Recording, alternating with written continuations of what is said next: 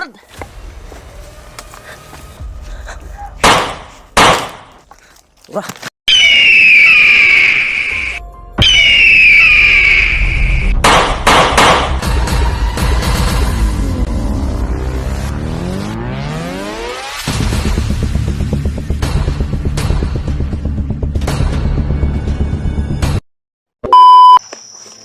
Yan tol, isang mapagpalang araw tol.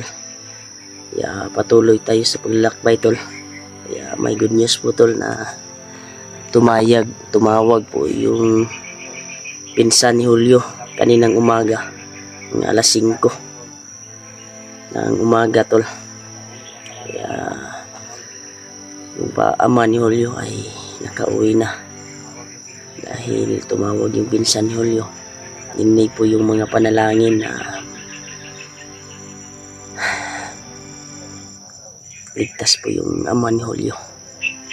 Kaya thank you so much po talaga. Kaya yung pakay namin ngayon tol ay palabas na po kami dahil sila Kuya Buds, PG, EG ay nakauwi na. Lalo sila William, tumawag din sa amin na nakauwi na daw sila. Kaya kami na lang pala dalawa na iwan dito sa bundok. Kaya kailangan din naming rumiskyo kay Pinonong Gabriel. Kaya kailangan pa talaga kami makauwi para makabisita sa aming pamilya at lalo na sa tatay ni Julio dahil tumawag po yung pinsan niya na may naghatid daw sa kanyang tatay na nakamaskara. Kaya thank you so much po talaga kung sino man yung naghatid sa kanya. Ay maraming salamat po sa iyo, kaibigan. Kaya patuloy kami sa paglalakbay namin. Napasalamat tayo tol. Napasalamat po ako tol sa mga dalangin nyo sa amin sa bawat eksplorasyon namin dito sa bundok.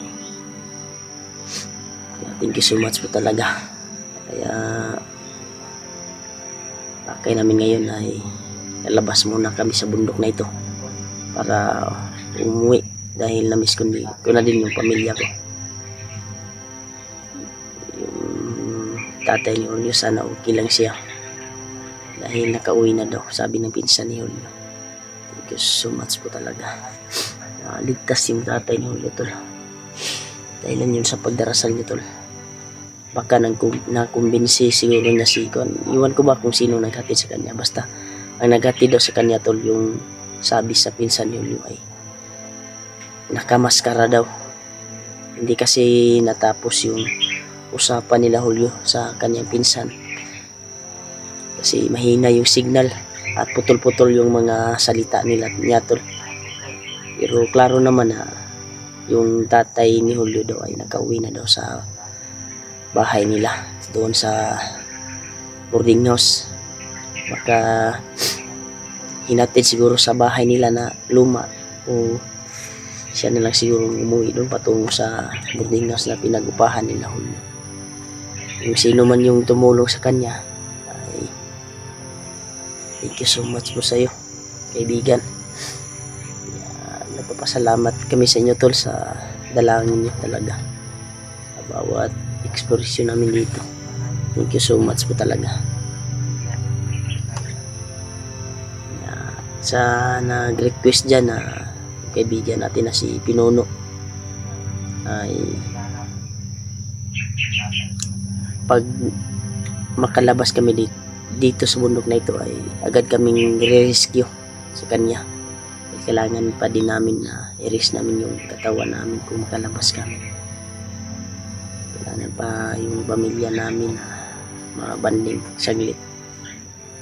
Pero makalabas ako tuloy, automatic na re-rescue talaga ako kay Pinono. Sana makalabas kami kaagad dito sa bundok na ito. Nagpapasalamat talaga ako na nakauwi ng ligtas yung ama ni Julio. Thank you so much po talaga. Kami na lang po dalawa daw ni Juan dito, sabi ng mga solid nating tagahanga, solid nating supporters. Nakauwi na pala sila Kuya Bad, sila PG. Maskaraboy. Nakauwi na pala. Kaya pakay namin ngayon ay uwi na din kami. Sana walang mangyaring masama sa amin sa pag-uwi namin, sa paglabas. Binalikan namin yung area tol kung saan kami lumabas dati. Kaya kanina lang po kami naglalakad, mga alas 3 ng umaga. Pahinga kami saglit dito. Wala pa kaming kain. Sobrang gutom. Pero may mga saging naman dito na baka may makita tayo dito. Yeah, thank you so much po talaga sa pagdarasal niyo po sa amin. At hindi po ako nag-isa ngayon. Kasama ko pa rin si Julio. Daming iyak ni Julio tol kagabi. Kaya buti nilang tumawag kanina. Umaga yung pinsan niya. At sobrang tuwa ni Julio na nakauwi na pala yung tatay niya. Thank you so much po talaga sa pagdarasal niyo tol. Ulit-ulit kong sinabi tol dahil ramdam po namin yung pagmamahal niyo po sa amin bilang hunter. Thank you so much po sa pagmamahal niyo po. Nakakadoro puso na may taong nagmamahal sa amin, nag-alala dito sa bundok na ito, sa bawat exploration namin. Kahit nasa critical na kami na area ay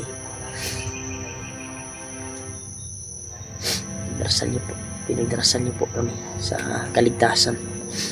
Thank you so much po tol sa walang suporta. Kaya tol, kung saan man kayo na nagtatrabaho ngayon ay ingat din po kayo. Pagdarasal ko din kayo na safety kayo sa inyong pinagtatrabuhan, lalo sa taga OFW. Nandun sa labas, malayo sa kanilang pamilya. Ingat kayo dyan palagi. Sana gabayan kayo ng Panginoon Diyos. At shout out sa inyong lahat sa nagmamahal sa amin. Patuloy ta Brad. Yan tol, palab. Ha? Buti na lang na ligtas na may tumulong ba? Salamat kita Brad sa imuhang kuan Brad. Sa imuhang sa nagtabang sa imong tatay ba kung si kinsa man yun. Sino kaya? Yung narinig ko sa pinsan mo na nakamaskara daw yung naghatid sa tatay mo. Sino kaya? Sino kaya nakamaskara ba? Yun daw yung sabi ng tatay mo. Yun yung alamin natin ba? Sino kaya? Hindi kaya si Spider-Man, no? Hindi kaya? Saan kaya si Commander Julius? Saan kaya si Commander Julius? Di ba sabi ng mga bandido kasama sila? Oh. Siya yung magdala. Baka siya naghatid ba? Pero baka may mission siya at binalikan niya. kasi ano siguro Brad, si Commander Julius siguro naghatid niya. Nagpurong lang ba? Maskara lang. Wala po takasayod po. Hindi yung tayo sure. Pinsan ko na Hindi tayo sure. maskara daw. Nakamaskara daw. Yun yung sabi sa tatay mo daw. Pero hindi natapos yung pag-uusap nyo, no? Kasi mahina yung signal. Dito sa bundok. Yung pagtawag sa pinsan niya kanina tol umaga ay hindi natapos yung pag-uusap nila. Dahil nandun pa kami sa tuktok ng bundok. Walang signal. Pa ngayon oh. Walang masyadong signal doon. Paurasa ron. Di makahagip ng signal. Sa'yo pa kayo. Sa parang sa alas 6 ba ng umaga. Yan tol. Alas 3 pa may nagikan tol. Baktas. Palabas na po kami sa bundok. Kaya kung makalabas man kami tol, ay agad kaming rescue sa kaibigan namin na si Pinuno. Dahil critical din yung kalagayan niya. Kailangan pa kaming uuwi para mabisita naman yung pamilya namin. At lalo na yung tatay ni Julio. Nagpapasalamat tayo Brad na ligtas yung tatay mo. Salamat din tayo yung naghatid sa kanya ba? No? Taong nakamaskara.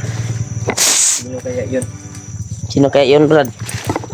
Di kaya si nagduda ko ba? Si Spider-Man naghatid na to ba? Pero di ta sure. Kay si Kwan ba nagdala sa iya ha?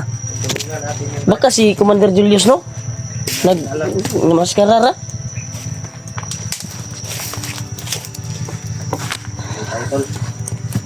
Hindi kaya si Kwan Brad? Spider-Man at si Gwan, iisa lang.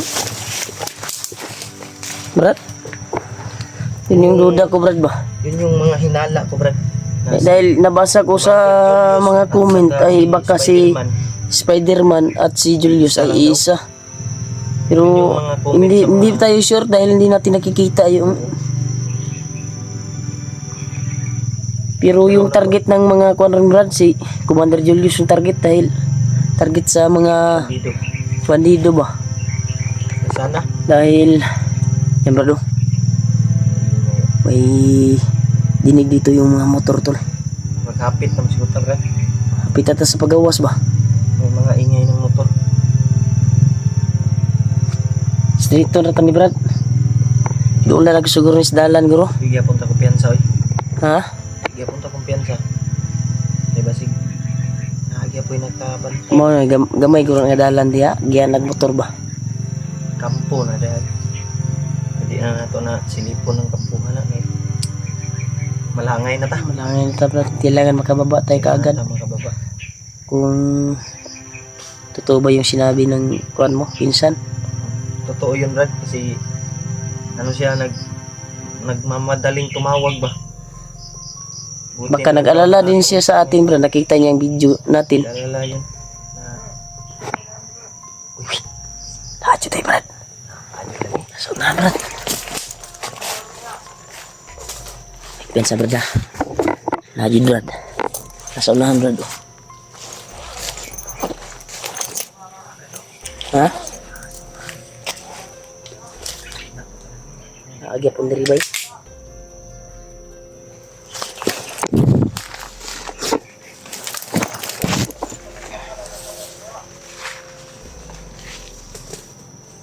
Yan tol.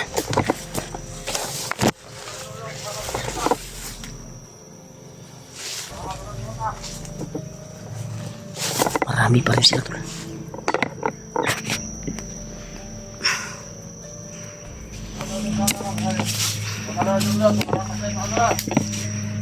Commander Julius talaga yung pakay nila, Brad. Commander Julius yung pakay nila.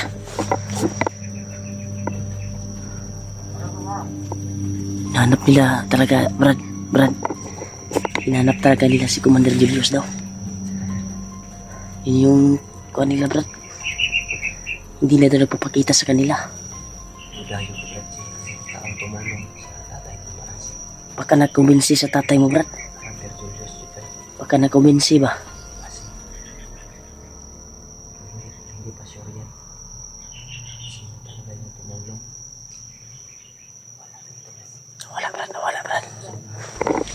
Sunod na ito, Brad. Diba mo?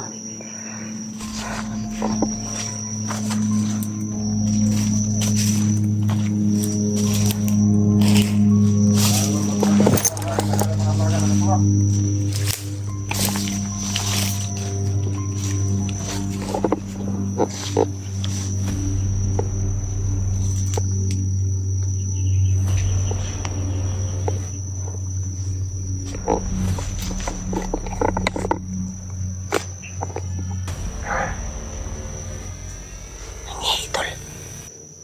Umihi.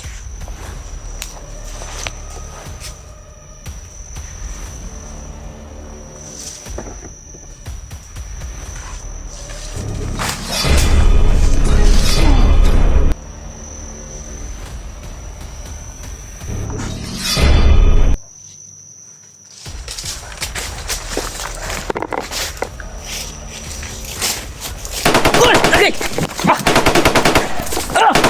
Dagan na siya, Brad.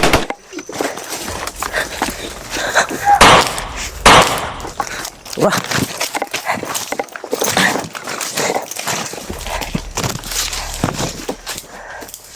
Ako, Brad. Marami sila, marami. Ang nagkantay na lahat, okay? Sige, sinatura sila, Brad. Oh, nangita, Brad. Nangita sila, nangita. Ana. Ha? Pagka nakahapang ko ng mga area ba? Tulong. Nasa unahan, Brad.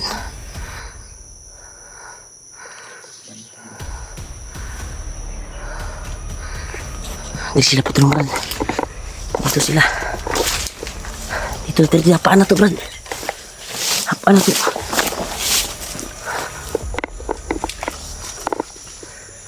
Terus sila, oh. Dito sila, Brad. Ha? Asa? Malapit dito. Biasa.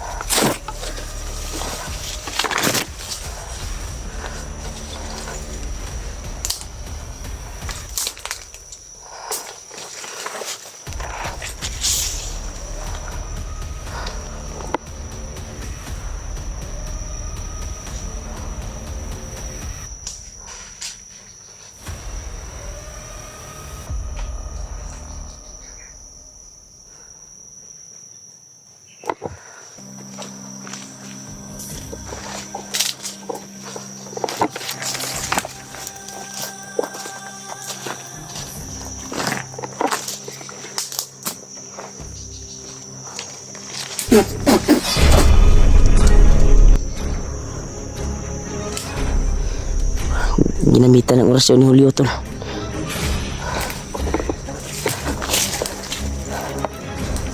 Patuloy ito sa paglilakbay, Brad. Murad na sila commander, di ba? Murad na sila commander. Terus sila patrin, sila din, padulong, Brad. Paano to sila?